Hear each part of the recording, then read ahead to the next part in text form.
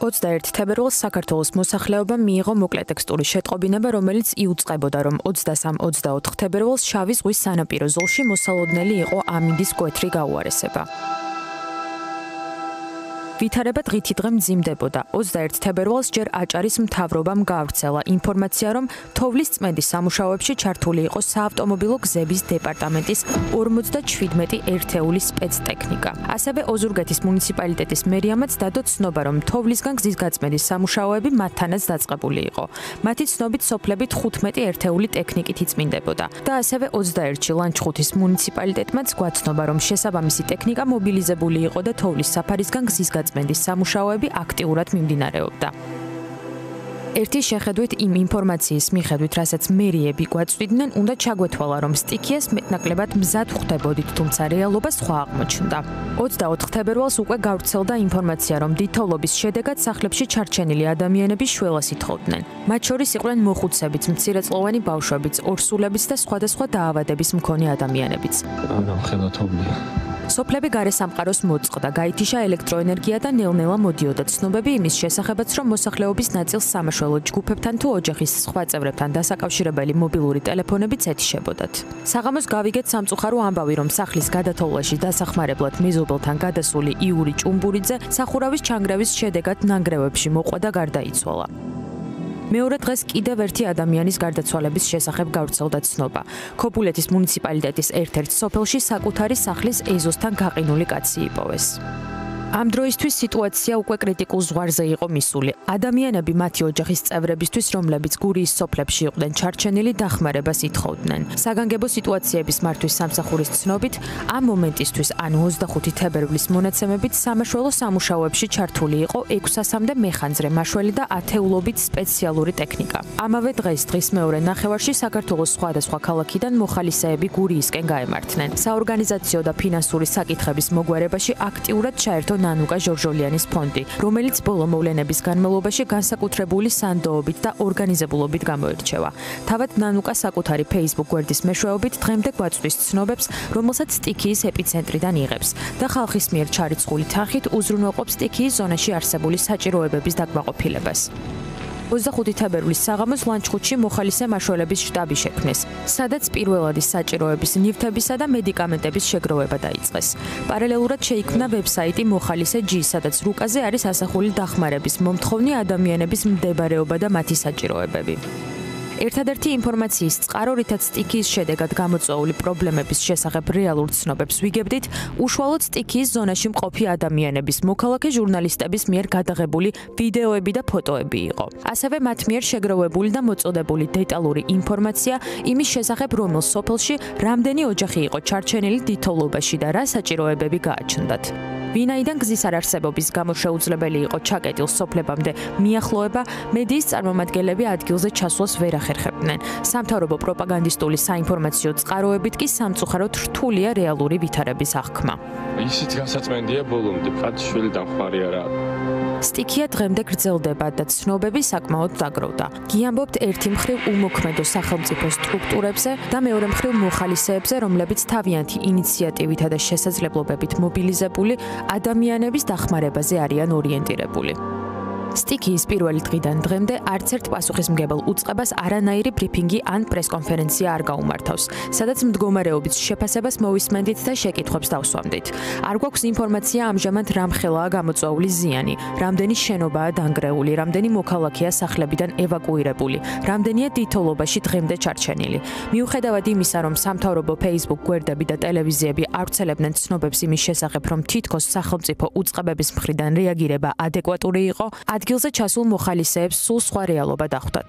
მე სანამ წამოვიდოდი ნიუსებს რო უყურებდი, მე არ მეგონა რომ ამ ხელა მასშტაბის იყო და ამდენი რაღაცა ჩოხატაურში ვიმყოფები 8 სოფელზე საერთოდ არ გამაჩნია არანაირი ინფორმაცია რა მდგომარეობა არის, რა ინფორმაციებიც გამაჩნია სოფლებზე და ვცდილობ მაგ სოფლებზე მისვლა ძალიან რთული სიტუაციები ხდება და ოჯახებთან რომ გასაუბრება და ერთმანეთში საუბარი მთავრობა არაფერს არ აკეთებს რეალურად, ანუ ეს რაღაცები არც ჩანს საზოგადოებრივ მაუწყებლობა იქნება თუ ტელეარხებზე თუ სოციალურ ქსელში ეს მასშტაბები რეალურად არ ჩანს ეხლა რაც ხდება.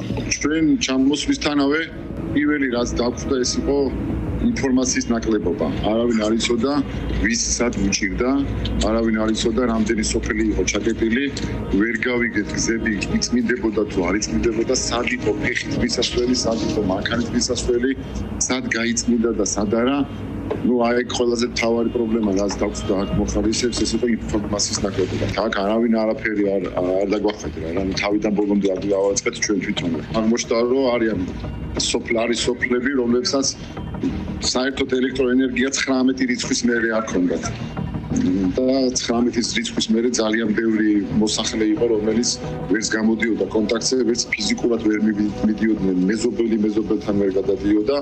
აი პრობლემები ძალიან ხშირი იყო. ყველგან იგივე სიტუაცია იყო რა, მოხალისე შედიოდა სოფელში და აღმოჩნდებოდა თუ ეგონო დასახმარებელი იყო 3, დასახმარებელი აღმოჩნდებოდა 10 ოჯახი და სახელმწიფო არსად არ იყო ამ სოფლებში შეცვლილი. ხა მე ჩემი სოფლები რაც იყო ესე თქვა, სადაც მე შევედი ამათი უნამუსობიდან გამომდინარე, მართლა იგულებული ხარ უკვე რომ ამოიღო და ვიდეოზე დააფიქსირო რა ეს ყველაფერი, იმიტომ რომ ისეთ ყოლებს იძახიან გუშინ ავთანდილ თავაკვაზე გამაცილა მე ესე ვთქვათ იმედზე იყო მაგდა ანიკაშვილთან და არავით პროვოკატორებიოდა და არავითარი დახმარება არა საჭირო და გუშინ ვიარე ოზურგეთის რაიონის სოფელი სილაურში და გადავედი ამ სილაურის უბანში რომელიც პრაქტიკულად ცალკე სოფელია ეს ზეგორა და დაახლოებით 3-4 კილომეტრი წარმოიდგინე შენ გავკვალავ თოვლში და წარმოიდგინე რამხელა იმით რა ქვია ზურგჩანთი და განახება ხა ზურგჩანთას ეცე ერთი წამი აი ეს ზურგჩანთა ხა წარმოიდგინე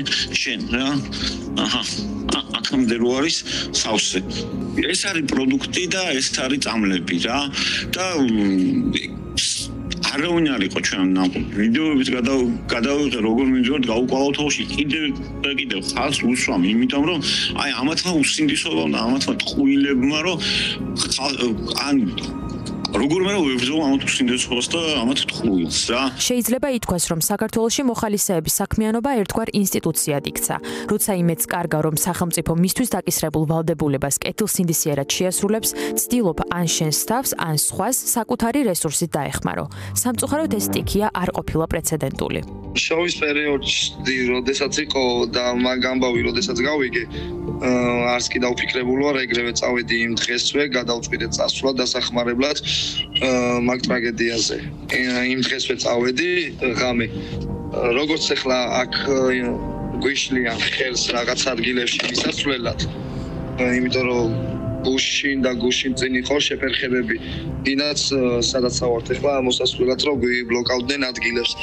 როგორც შტაბის გასხსნაში გვიბლოკავდნენ ადგილებს იგივე მდგომარეობა იყო რეალურად შოუში გვიბლოკავდნენ მოხალისეებს დახმარების საშუალებას რა და რეალურად ახლა ეს ტრაგედია და შოვის ტრაგედიას ვამსგავსებ იმიტომ რომ მაშინაც ზუსტად იგივენაირი მდგომარეობა იყო რომ რეალურად თავიდან თავრობა ვერაფერს ვერ შვებოდა თავიდან კი არა ბოლომდე რომ მიყვეთ თავრობა ვერაფერი ვერ გააკეთა საერთოდ გამოცდილებაც კი ვერ მიიღეს იმ ტრაგედიით და ახლაც დიდ შეცდომებს უშვებენ რა იმის მერე არც ტექნიკა შევიძინეთ არც არაფერი სამხედრო ტექნიკა რომელიც გამოუშვეს ეხლა აქეთ რეალურად დამიჯერე დელიკით დავდივართ და დელიკის მანქანა უფრო ისეთ ადგილებში ადის ვიდრე მაგათ გამოგზავნილი სამხედრო მანქანები რომელიც რეალურად უფრო მეც უნდა აკეთებდნენ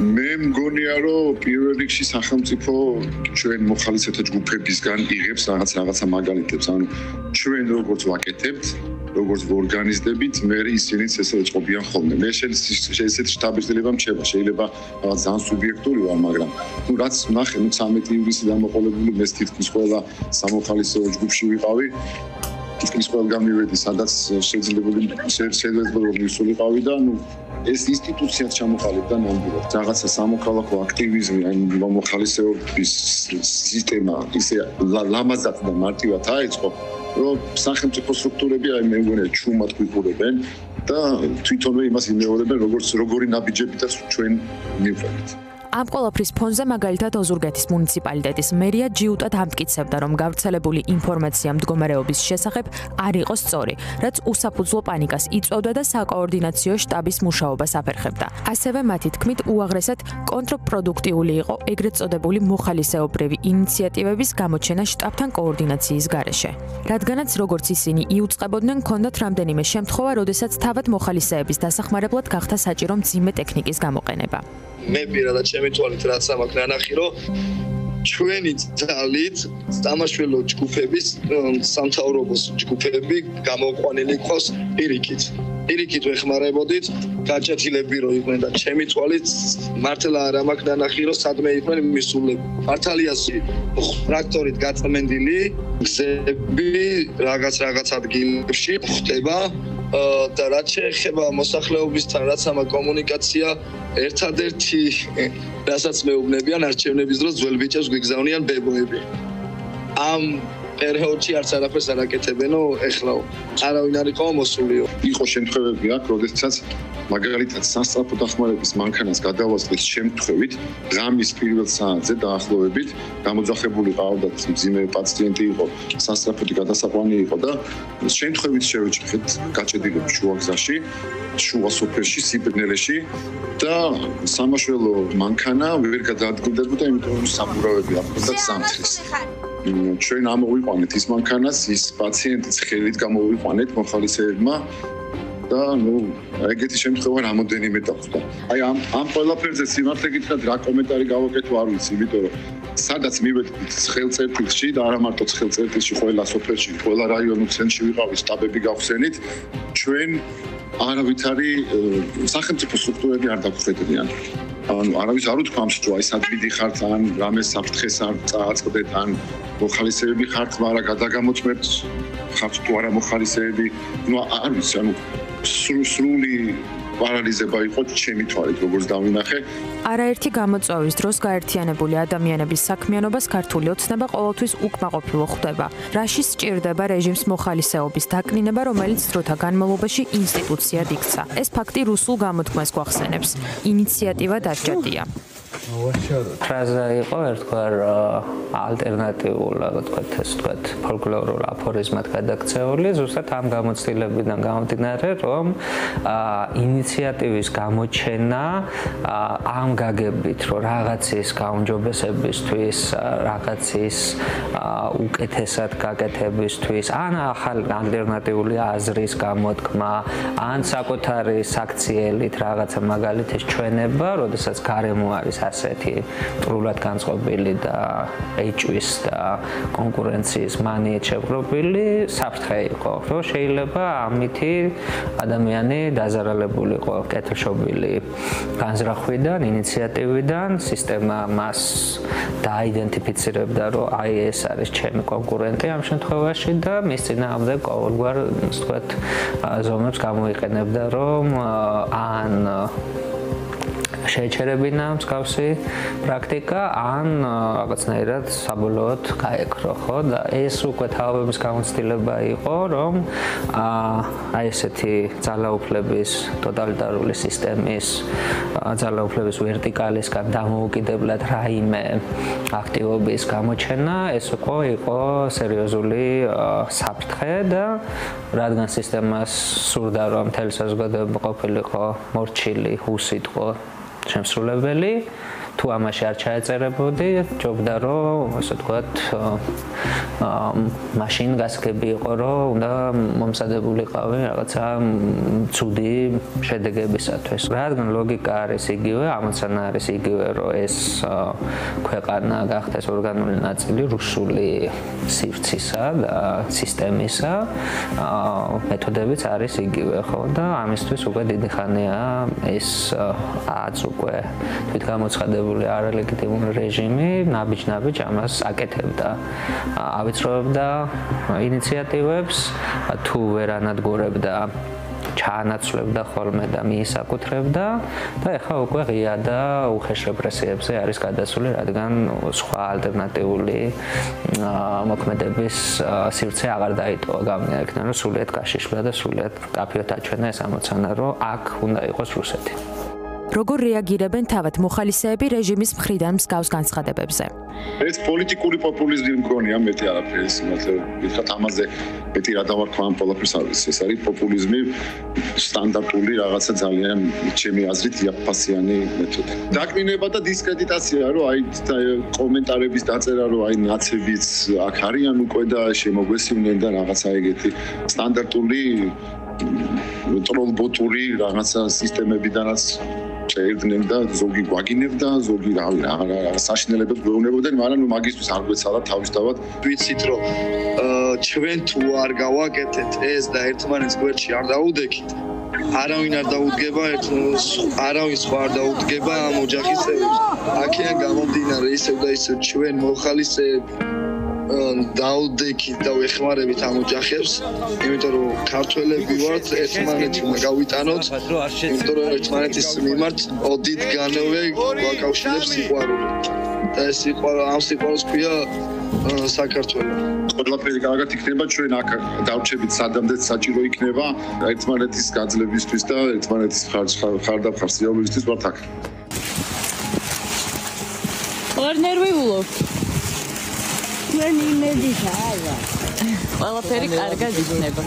მიუხედავად იმისა, რომ მადლობის მაგივრად თვითგამოცხადებული ხელისუფლება მოხალისეების საქმიანობის დისკრედიტაციას ცდილობს, შედეგი მაინც ერთია. ისინი დიდთოლობაში ჩარჩენილი ოჯახების იმედად და მაშველებად იქცნენ. მათთვის ლაფის სროლას რამდენიმე დღე იზოლაციაში, შიმშილში და სიბნელეში მყოფი ადამიანების სიხარულით სავსე დახვედრა და მათ მიერ ნათქვამი მადლობა საკმარისზე მეტია. მე გურული ვარ, გეხმარები ესეთი ადამიანებს. გაიხარე. გურული. კარგად ბებო. კარგად შვილო, კარგად და აგერ არის ბებო წამლები. არის ყოველი შედეგ. და იზოლაციაში. მოგიახია ამარ. მოგზანდი. მე მგონი ახლა დიდი მადლობა და აი ბიჭები ხარ გაგახარე და გაგამრავ. გაიხარე. ვიცი ახლა მას აი ეს პროდუქტი და გაიხარე ბებო. გაიხარე აი ეს. არაფერი ბებიკო, თქვენ გაიხარეთ, თქვენ ერთი გაიარეთ ამ გზაზე რომ დაგინახოთ მაინც.